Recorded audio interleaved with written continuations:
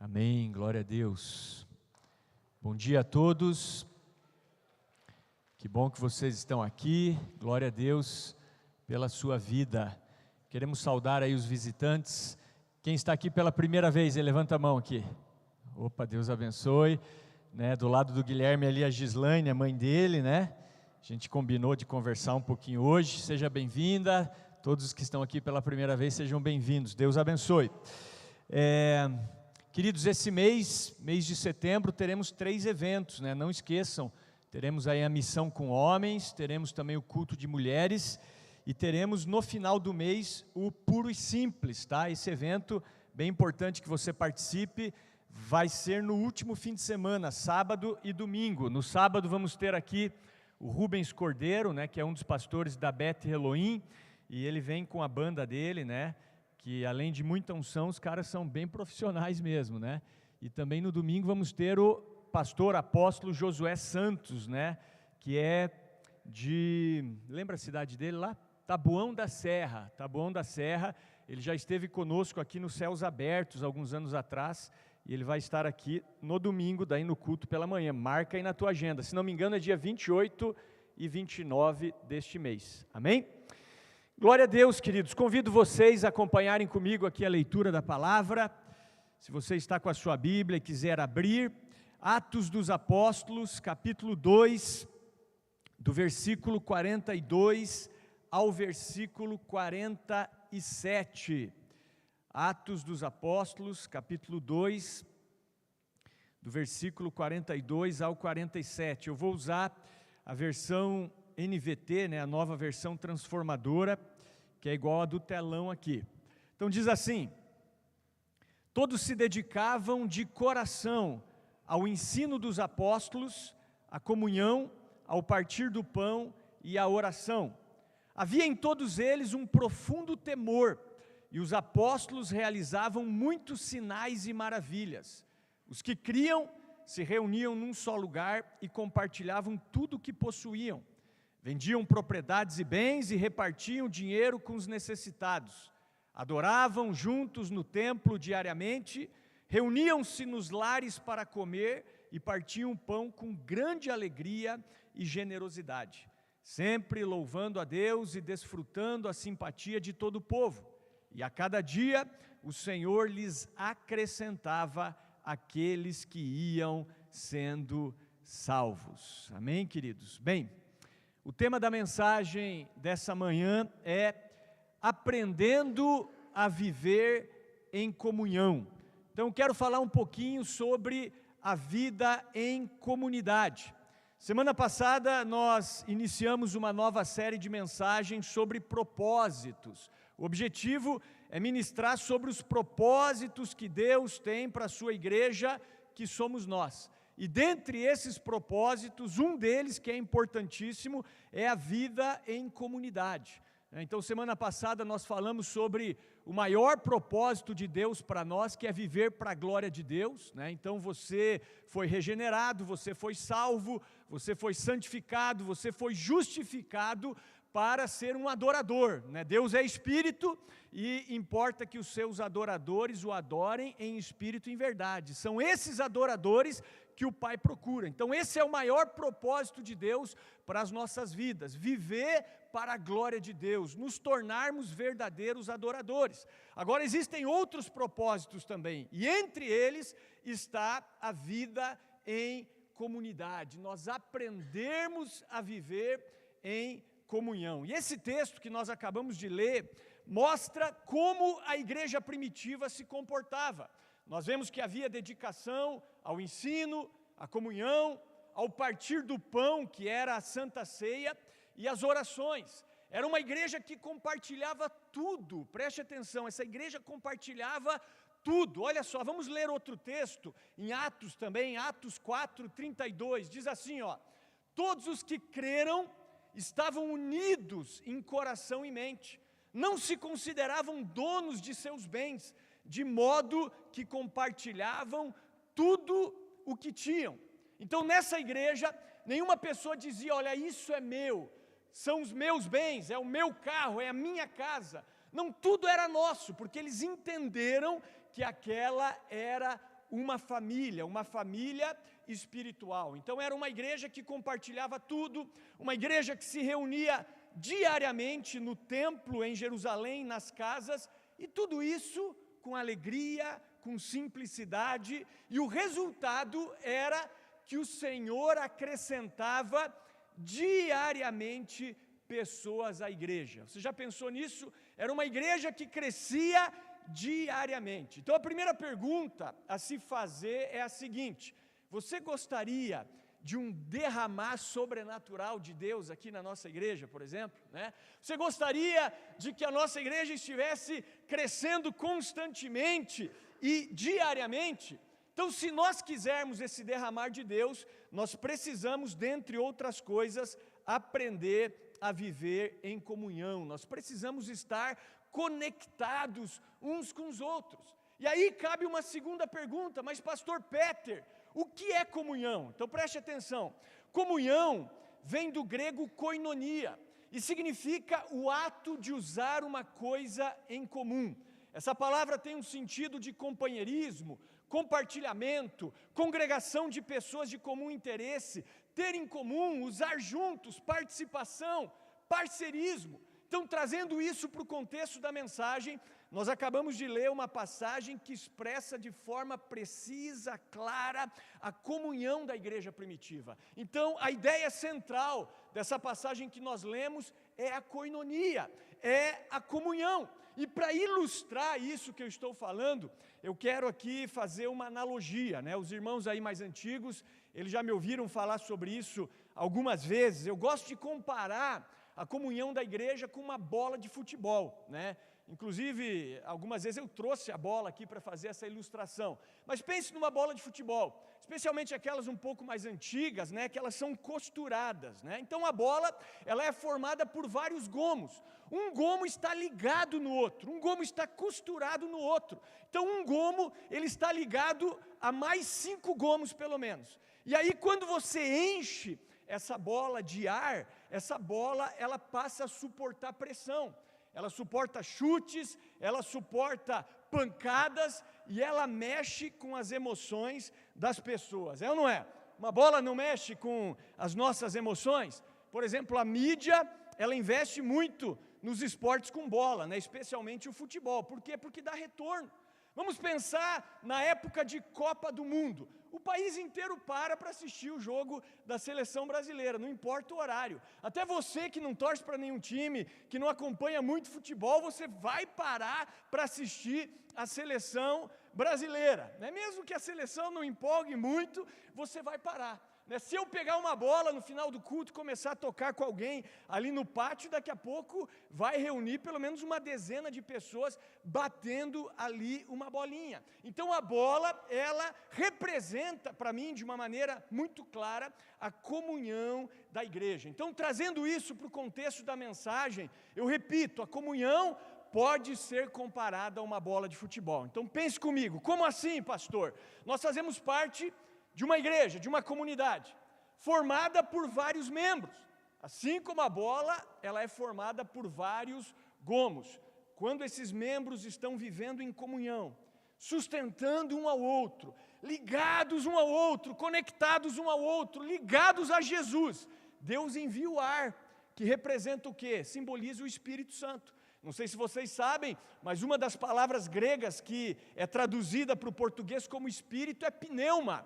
Pneuma significa ar. As máquinas pneumáticas, elas são movidas a ar. Então, um símbolo do Espírito Santo é pneuma, é o ar. Então, quando isso acontece, a igreja se torna forte, suporta pressão, crises, lutas espirituais e pode, por que não, influenciar toda a nação. Então, a igreja primitiva, ela abalou o mundo ali da sua época, porque, dentre outras coisas, eles aprenderam a verdadeira koinonia, eles aprenderam a verdadeira comunhão. Inclusive tem um texto ali em Atos que diz que esses homens que têm causado alvoroço por todo mundo, agora chegaram aqui. Então eles se tornaram conhecidos em todo o mundo. E um outro exemplo bíblico disso que eu estou falando, está no Salmo 133, olha só. Vamos ler o Salmo 133, ele diz assim: como é bom e agradável, quando os irmãos vivem em união, pois a união é preciosa como o óleo da unção, que era derramado sobre a cabeça de Arão e descia por sua barba até a bainha de suas vestes. É revigorante como o orvalho do Monte Hermon, que desce sobre os montes de Sião. Ali o Senhor pronuncia a sua bênção e dá vida para sempre. Amém? Então, em outras palavras, esse salmo está dizendo que a comunhão é como a unção derramada sobre a cabeça, que desce pela barba e unge o corpo todo. Então a unção também é uma figura do Espírito Santo, o óleo é uma figura do Espírito Santo, que é derramado, eu entendo aqui, trazendo para o nosso contexto, sobre a igreja. Então perceba que o óleo é derramado sobre a cabeça, obedece princípios de autoridade, escorre pela barba até a gola das vestes, ungindo todo o corpo. Então, se nós quisermos experimentar a presença de Deus, o sobrenatural de Deus, nós precisamos aprender a viver em comunidade. Então veja que ali o Senhor ordena a vida e a bênção para sempre. Aonde? Aonde os irmãos vivem em comunhão. Agora preste atenção, para que a comunhão ela seja efetiva, ela precisa ter duas partes, né? Então, em primeiro lugar é a comunhão com Deus. Nós vemos ali que a igreja se dedicava à comunhão com Deus. Em segundo lugar, a comunhão com os homens, uns com os outros. O próprio Jesus, ele disse que ele seria conhecido se nós nos amássemos uns aos outros. Então Deus é conhecido quando? Quando nós nos amamos. Então, em outras palavras, para que a comunhão seja efetiva, precisa ser no sentido vertical com Deus e no sentido horizontal com os homens. Um exemplo bem claro disso é uma passagem do Evangelho de Marcos, quando o mestre da lei pergunta para Jesus: mestre, qual é o maior de todos os mandamentos? Qual é o mais importante? E Jesus respondeu: olha, o mais importante é esse: ouve, ó Israel, amarás o Senhor teu Deus de todo o teu coração, de toda a tua alma, com todas as tuas forças e de todo o teu entendimento. Então ele está falando de conexão com Deus, ele está falando do que nós falamos semana passada, de viver para a glória de Deus, de adorarmos a Deus. Mas aí Jesus continua, e ele diz: o segundo é este: ame o seu próximo como a si mesmo. Não existe mandamento maior do que estes. Então nessa passagem Jesus se referia à comunhão com Deus e à comunhão com os homens. Para cumprirmos os mandamentos mais importantes da lei, nós precisamos também amar as pessoas. Posso ouvir um amém? Amar uns aos outros, queridos. Então, se você observar essa passagem de Atos 2, 42 a 47, que foi a passagem base da mensagem, nós vemos que a igreja desfrutava de uma comunhão íntima com Deus. Eles se dedicavam, eu repito, ao ensino dos apóstolos, que era a pregação do Evangelho. Eles se dedicavam às orações, se conectavam com Deus em oração. Eles tinham temor.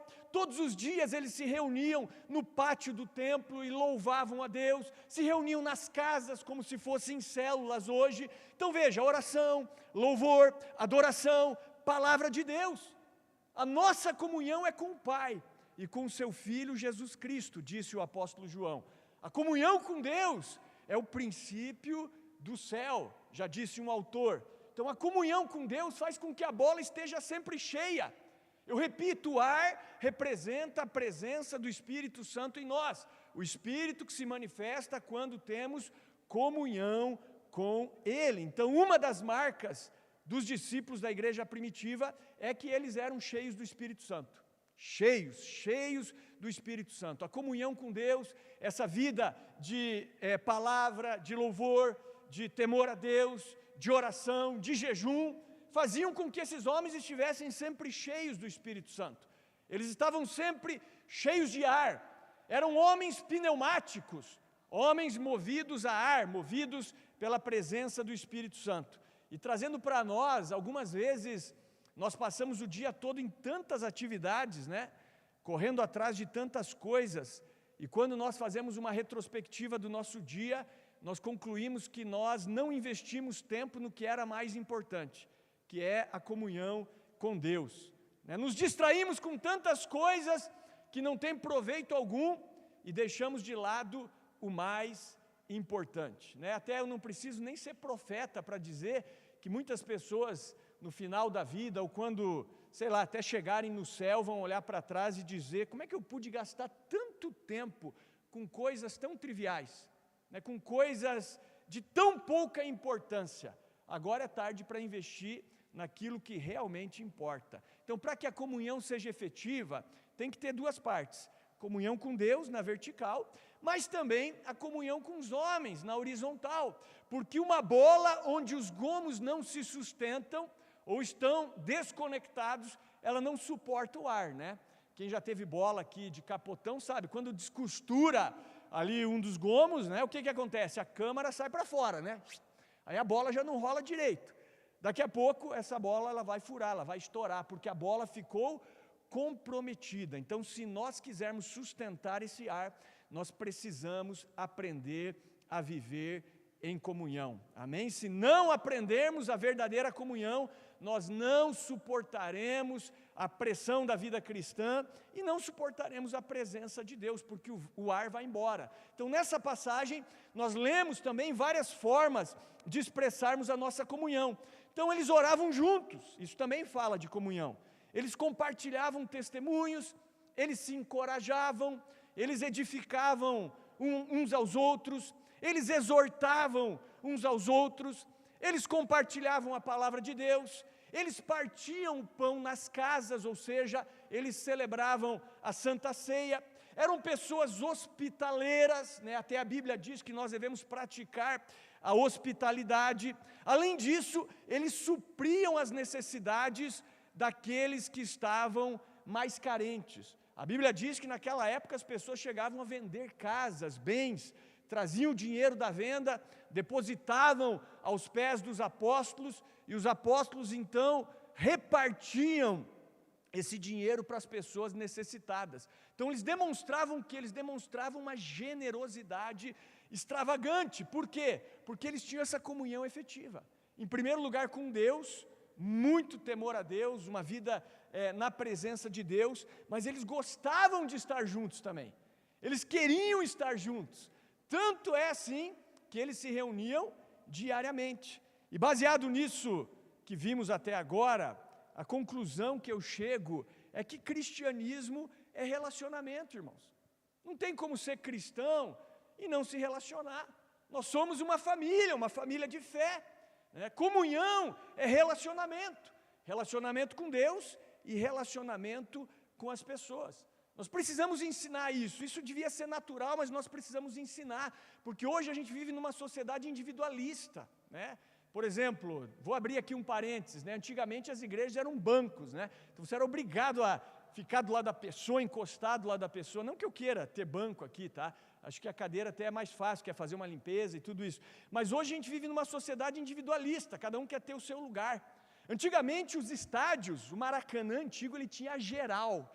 A geral tinha um ingresso mais barato. A galera ficava na geral lá de pé, tudo misturado. Por exemplo, se tinha um clássico lá, Flamengo e Vasco, era tudo misturado, não tinha separação, divisão de torcida. A galera levava cachorro na geral. Assista um dia o Canal 100, deve ter no YouTube aqui, os jogos de antigamente, você vê a torcida com cachorro, né, todo mundo junto, era aquela festa, aquela animação. Hoje não, né, o estádio tem que ser todo individualizado, você tem a tua cadeira cativa, irmão. Né? Então nós vivemos uma sociedade totalmente individualizada.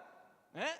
Nós mudamos aqui a disposição das cadeiras, porque eu falei, como é difícil fazer as pessoas chegarem perto, estarem perto do altar, perto uma das outras. A pessoa chega, a igreja está vazia, ela escolhe o último lugar lá no canto para sentar. Tipo assim, o que está acontecendo? A gente não quer estar juntos. Não, precisamos estar juntos. Precisamos nos relacionar e investir, nós precisamos ter uma estratégia intencional para isso, porque essa é a vontade de Deus, que nós venhamos a nos relacionar. Nós somos uma família, irmãos. Posso ouvir um amém? Lá no céu, saiba, a minha esposa não vai ser minha esposa.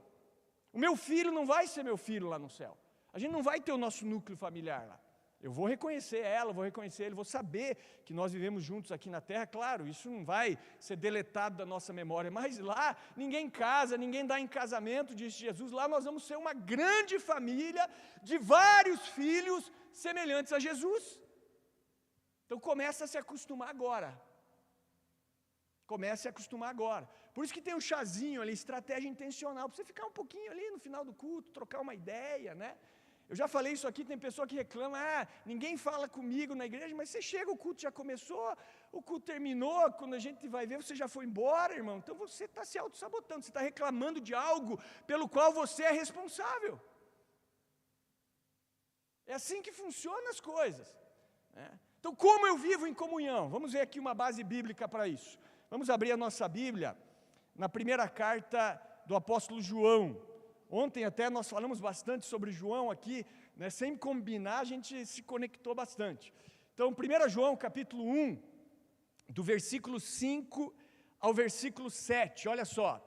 Diz assim: esta é a mensagem que ouvimos dele e que agora lhes transmitimos. Deus é luz e nele não há escuridão alguma. Portanto, se afirmamos que temos comunhão com ele, mas vivemos na escuridão, mentimos e não praticamos a verdade. Mas se vivemos na luz, como Deus está na luz, temos comunhão uns com os outros. E o sangue de Jesus, seu Filho, nos purifica de todo pecado. Então essa passagem revela um dos segredos para a comunhão efetiva com Deus e com os homens. Qual é o segredo? Andar na luz, amém? Quer ter comunhão com Deus? Quer ter comunhão com os homens? Então você precisa andar na luz. Ontem eu falei um pouquinho sobre isso, mas eu quero acrescentar algumas coisas. Andar na luz significa você não esconder nada, você ser uma pessoa transparente, uma pessoa que reconhece os seus erros diante de Deus e dos outros, é você ser uma pessoa humilde. Alguém aqui tem dificuldade de se relacionar com uma pessoa humilde? Não. Todo mundo gosta de estar perto de pessoas humildes. Nós não gostamos de estar perto de pessoas arrogantes, soberbas, orgulhosas, né? Na verdade, nem Deus se relaciona com o soberbo, né? A Bíblia diz que Deus resiste ao soberbo, mas Ele dá graça aos humildes. Jesus certa vez disse, quem se faz humilde como esta criança é o maior no reino dos céus. Então, se eu quero ser grande no reino dos céus, eu preciso aprender o segredo da humildade, ser humilde como uma criança. Então, eu preciso andar na luz. Andar na luz é andar em transparência, com toda humildade, com toda sinceridade. Inclusive tem um livro muito bom, intitulado Contaminação Espiritual, de um pastor, se não me engano aqui de Curitiba mesmo, Alcione Emerick, e ele vai falar um pouquinho sobre algumas questões que eu posso trazer aqui para vocês. Ele fala num dos capítulos sobre 5 níveis de relacionamentos que existem entre os cristãos na igreja. E eu quero que você faça aí uma avaliação do nível de relacionamento que você está. O primeiro nível, que é o mais superficial, é o cristão clichê. O que é o cristão clichê?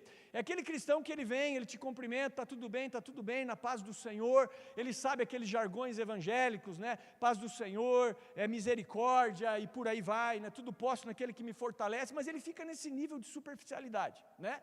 Ele não se abre para ninguém, ninguém se abre para ele, é esse cristão, né, clichê.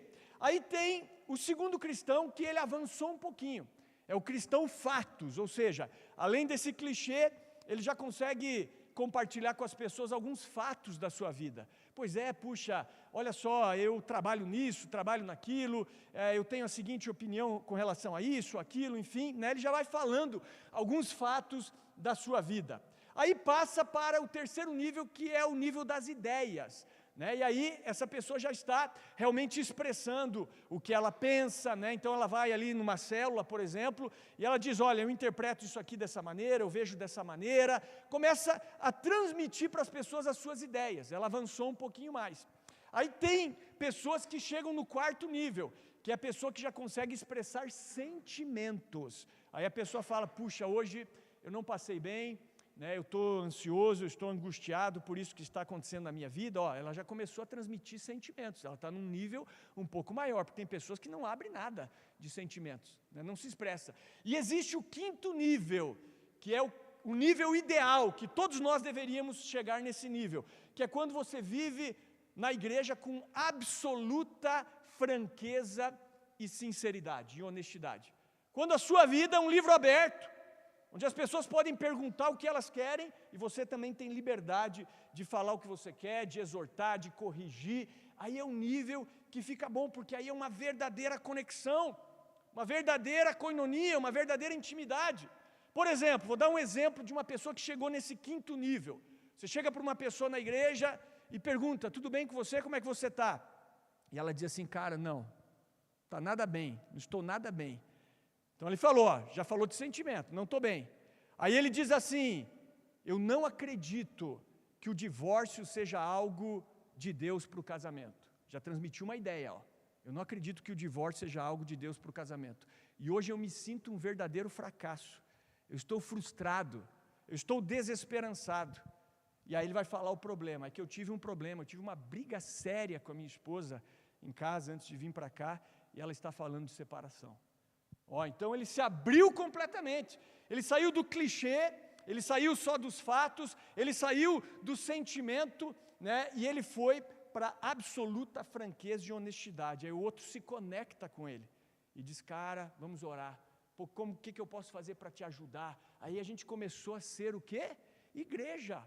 É esse tipo de relacionamento profundo, honesto, sincero, que traz cura para as almas. Enquanto você viver fechadinho aí no teu mundo, você não vai ser curado.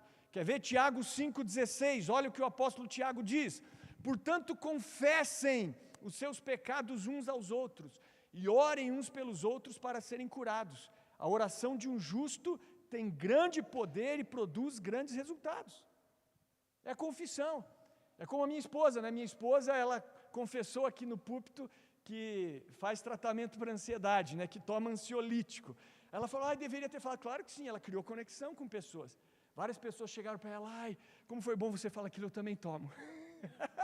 O que teu marido diz? Né? Me ajuda, tal. Meu Deus, porque meu marido fala que é falta de fé.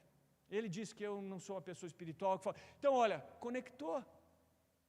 Porque ela falou não só de um fato, entrou um sentimento junto. Foi para algo um pouquinho mais profundo. Então, andar na luz é isso. É ser transparente, franco, honesto, sincero. Isso exige humildade.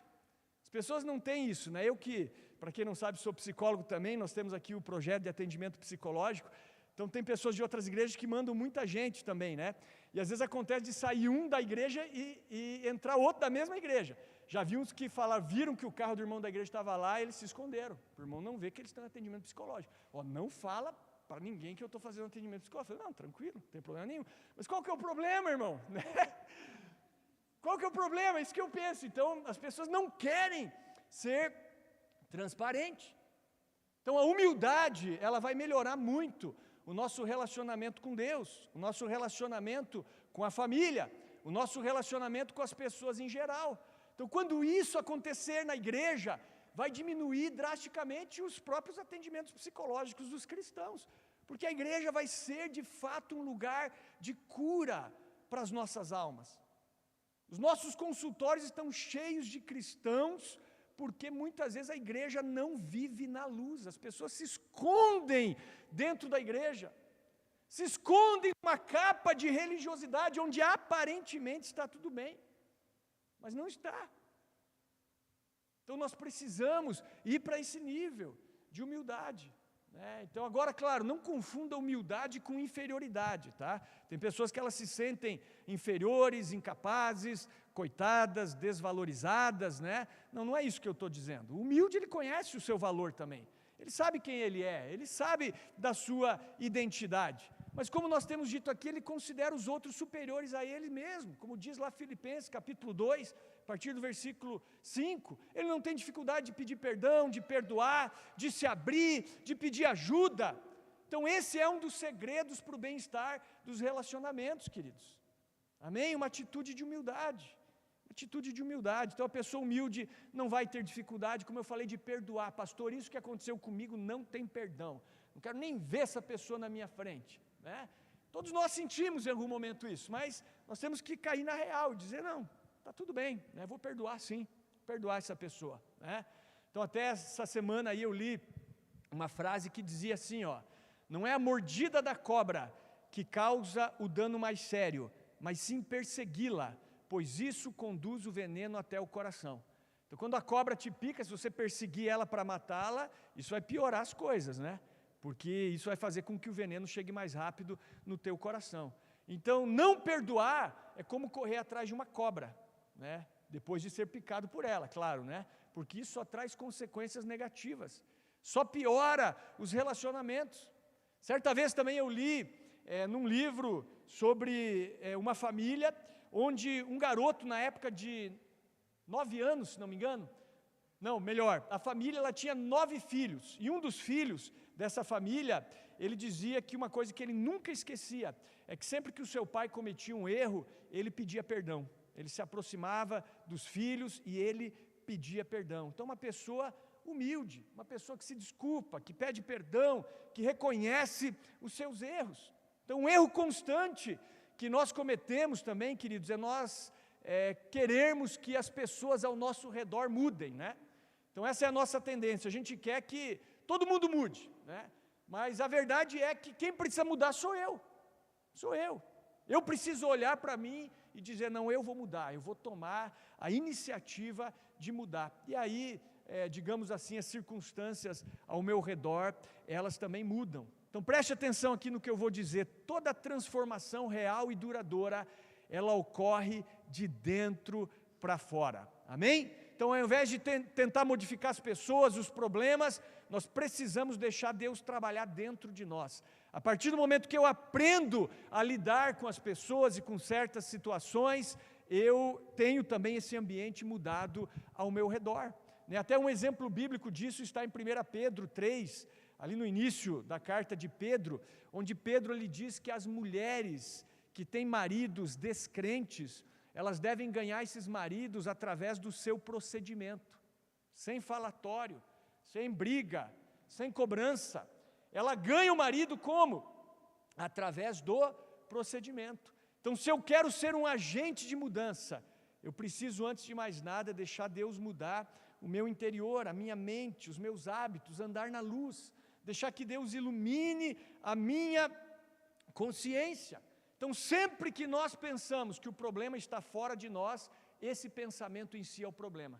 E esse é o problema muitas vezes da igreja. A gente reclama dos outros, a gente reclama das circunstâncias, mas nem sempre nós fazemos a nossa parte, né, irmãos? Então, se eu quero que essa igreja seja uma igreja que tem comunhão efetiva, o que eu posso fazer para que isso melhore, né?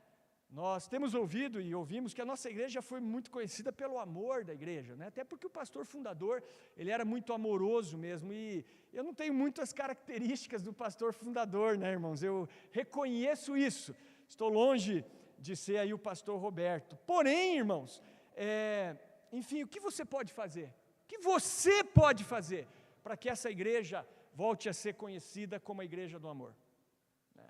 Eu vou pensar no que eu posso fazer. Mas eu quero que você pense no que você pode fazer. Então a gente pensa, como é que eu posso mudar essa situação, resolver esse problema? Deus tem que levar você a um novo nível de pensamento. Fazer você entender que começa dentro de você. É de dentro para fora. Amém? Por exemplo, os discípulos de Jesus, eles eram 12 homens... sei lá como é que eu poderia dizer, muitos deles iletrados, né, indoutos, alguns bem irados, mas eram homens ensináveis.